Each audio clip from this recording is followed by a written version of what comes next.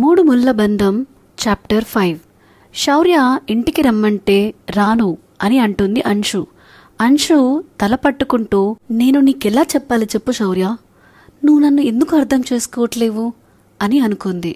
శౌర్య కూడా, అంశు నువ్వు నన్ను ఎందుకు అర్థం చేసుకోవట్లేవు అని అనుకుంటాడు. ఇలా ఇక్కడ వీళ్ళిలా ఉండగా మరోవైపు రాజీ ఆలోచనలో ఉంది. సంక్రాంతి పండుగ నుంచి ఇంటికి చేరుకున్న కొడుకు కోడల్ని నిప్పులు చెరిగిన కళ్ళతోటి చూస్తుంది అత్తగారు. తల్లి అలా చూసిన వివేక్ రాజీ చెయ్యి వదిలేసి తల్లి దగ్గరికి వెళ్ళి గారాలు పోతూ తల్లి భుజం మీద వాలి, అమ్మా ఆకలవుతుంది అన్నాడు. అప్పటి వరకు రాజీని కోపంగా చూస్తున్న తల్లి కొడుకు ఆకలి అనగానే కొడుకు తల మీద నిమురుతూ, పదనాన్న పెడతాను, కాలు చేతులు కడుక్కో అని అంది. రాజీ వివేక్ని ఆశ్చర్యంగా చూసింది. తల్లిని చూడగానే వివేక్లో మార్పు కనిపించింది. అయినా రాజీ ఫీల్ అవ్వలేదు. తల్లి కొడుకులు ఇలానే ఉంటారేమో అని మనసులో అనుకుంటూ ఫ్రెష్ అవ్వడానికి రూమ్లోకి వెళ్ళింది. రూమ్ అంతా చాలా చిందరవందరగా ఉంది. ఎవరో రూమ్ అంతా వెతికినట్టు. అన్ని వస్తువులు కింద పడేసి ఉన్నాయి. నీట్గా మడతపెట్టిన బట్టలు పీకేసినట్టుగా ఉన్నాయి. నేను వెళ్ళేటప్పుడు రూమ్ని నీట్గా సర్దేసి వెళ్ళాను, ఇదేంటి ఇలా ఉంది అనుకుంది రాజీ. సర్లే అని మళ్ళీ నీట్గా సర్ది ఫ్రెష్ అవ్వడానికి వెళ్ళింది. వివేక్ తల్లితో కూర్చొని భోజనం చేసి తల్లి దగ్గరే కూర్చొని తల్లి చెప్పే కబుర్లు వింటూ తల్లి దగ్గరే ఉన్నాడు. రాజీ భోంచేసి అన్నీ సర్దేసి వచ్చి పడుకుంది. వివేక్ ఎప్పటికో గదిలోకి వచ్చాడు. కానీ రాజీ వైపు చూడకుండా వెళ్ళి బయట హాల్లో ఒక నవార మంచం ఉంటే ఆ మంచంలో పడుకుని నిద్రపోయాడు. ఉదయాన్నే లేచి రాజీ మంచం దిగుతూ పక్కకు తిరిగి చూసింది. వివేక్ లేడు. నైట్ అక్కడే పడుకున్నాడేమో అని అనుకుని లేచి బయటికెళ్ళింది. అక్కడ వరండాలో మంచంలో నిద్రపోతున్న వివేక్ని చూసి వివేక్ ఎందుకు ఇక్కడ పడుకున్నాడో తెలియక ఆలోచిస్తూనే బయటికి వెళ్ళి వాకిట్లో ఊడ్చి నీళ్లు చల్లి ముగ్గులు పెట్టింది. ఆ తర్వాత ఫ్రెష్ అయి పూజ చేసి తులసి కోటకి కూడా దండం పెట్టుకుని కిచెన్లోకి వెళ్ళి రాత్రి వదిలేసిన అంట్లు అన్ని పెరట్లో వేసుకుని తోమేసి వచ్చి టిఫిన్లు టీలు పెడుతూ ఉంది. ఇంతలో అత్తగారు లేచి గేదెల దగ్గరికి వెళ్ళి అక్కడ శుభ్రం చేసి పాలు తీసి క్యాన్లలో పోసి పాలు పోస్తున్న వాళ్ళకి పాలేళ్లతో పంపించి గేదెలకి గడ్డి మేత కుడితి నీళ్లు పెట్టి స్నానం చేసి దేవునికి దండం పెట్టుకుంది. బయటికి వచ్చి కాఫీ అని అంది. అత్తగారు కాఫీ అనగానే రాజీ గబగబా లేచి పరిగెడుతూ అత్తగారికి కాఫీ అందించి టిఫిను ఇడ్లీ పెట్టింది.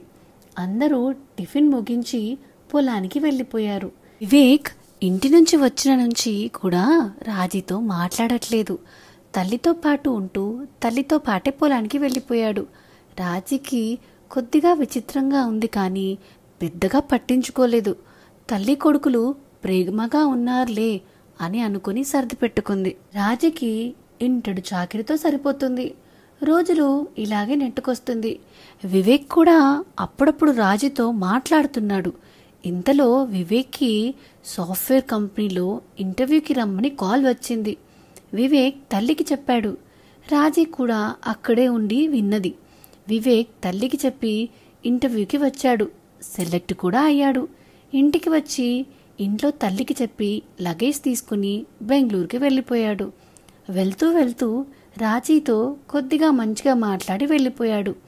అత్తగారు రాజీతో కొద్దిగా ప్రేమగానే ఉంటుంది. ఇద్దరు కలిసి ఉంటున్నారు. అత్త కోడళ్ళు బాగానే ఉంటున్నారు. రాజీని అత్తగారు ఏ లోటు లేకుండా బాగానే చూసుకుంటుంది. కానీ రాజీకి ఒకటే లోటు, వివేక్ కాల్ చేసి మాట్లాడకపోవడం. కాల్ చేసినా తల్లితో గంటలు గంటలు మాట్లాడేవాడు. అత్తగారు కూడా రాజీ గురించి వివేక్కి చెప్పేది కాదు. వివేక్ కూడా రాజీ గురించి అడిగేవాడు కాదు. అలా 3 నెలలు గడిచింది. రాజీ బాధ ఎక్కువైంది. వివేక్ 3 నెలల తర్వాత ఇంటికి వచ్చాడు. రాజీతో ప్రేమగానే ఉన్నాడు. అత్తగారు కూడా కొడుకు కోడలు ఆనందానికి అడ్డు రాలేదు. అలా వారం ఉండి మళ్ళీ వెళ్ళాడు. రాజీ కూడా పుట్టింటికి వెళ్ళింది. రాజీ వివేక్ ఇలా ఉంటే మరోవైపు అంశు పరిస్థితి ఏంటో చూద్దాం పదండి. అంశు శౌర్య దగ్గరికి వెళ్ళి శౌర్య అని పిలిచింది. శౌర్య పలకలేదు. అంశు మళ్ళీ పిలిచింది. శౌర్య పలకలేదు. అంశు ఇక లాభం లేదు అని శౌర్య అని తట్టి లేపింది. శౌర్య విసుగ్గా పక్కకు తిరిగి పడుకున్నాడు. అంశు శౌర్య ఆకలేస్తుంది తిందాంరా అంది. శౌర్య కోపంగా నాకు ఆకలి లేదు, నువ్వెళ్ళి మెక్కు అన్నాడు. అంశు శౌర్యని కవ్విస్తూ నిజంగా లేదా అంది. శౌర్య అంశుని ఓరకంటితో చూసి లేదు విసిగించకు అన్నాడు. అంశు వెనక్కి తిరిగి వెళ్తూ శౌర్య అన్నీ నీకు ఇష్టమైనవి చేశాను, తినకపోతే నీ ఇష్టం అని వెళ్ళిపోయింది. శౌర్య అంశు వెళ్తుంటే చూసి ఇలా తిప్పుకుంటూ వెళ్తుంది చూడు రాక్షసి అని ముద్దుగా తిట్టుకున్నాడు. అంశు టేబుల్ మీద ఉన్న ఫుడ్ కర్రీస్ అన్నీ ప్లేట్లో వడ్డించుకుంది. తినడానికి మనసు రావట్లేదు. ఇక ప్లేట్ పట్టుకుని బెడ్రూమ్లోకి వెళ్ళింది. అంశు అక్కడున్న టేబుల్ మీద వాటర్ అండ్ ఫుడ్ అన్నీ తెచ్చి పెట్టి శౌర్య దగ్గరికి వెళ్ళి శౌర్య అని పిలిచింది. శౌర్య అంశు చేస్తున్నవన్నీ ఓరకంటితో చూస్తూనే మనసులో నవ్వుకుంటున్నాడు. అంశు శౌర్య లేగు తిందువు అని అన్నీ తెచ్చాను అంది. శౌర్య అంశు విసిగించకు అని పక్కకు తిరిగి పడుకున్నాడు. అంశు శౌర్య చెవి దగ్గరికి వెళ్ళి శౌర్య అని చెవిలో గట్టిగా అరిచింది. శౌర్య అంశు చేస్తున్న వాటికి నవ్వు వస్తున్నా కోపం నటిస్తూ అంశు అని కోపంగా అరిచాడు. అంశు భయంగా వెనక్కి జరిగింది. శౌర్య భయపడుతున్న అంశుని చూసి జడుసుకున్నట్టుంది అని అంశు చేయి పట్టుకుని బెడ్ మీదకు లాగాడు. అంతే, అంశు షాక్, శౌర్య లిప్ లాక్ చేయడం ఒకేసారి జరిగింది. నేనండి 3 ముళ్ళ బంధం చాప్టర్ 5. ఈ స్టోరీ మీకు నచ్చితే లైక్, షేర్ అండ్ కామెంట్ చేయండి. ఇలాంటి మరిన్ని ఆసక్తికరమైన కథల కోసం మన ఛానల్ ద నావెల్ విస్పరర్ని సబ్స్క్రైబ్ చేసుకోవడం మాత్రం మర్చిపోకండి.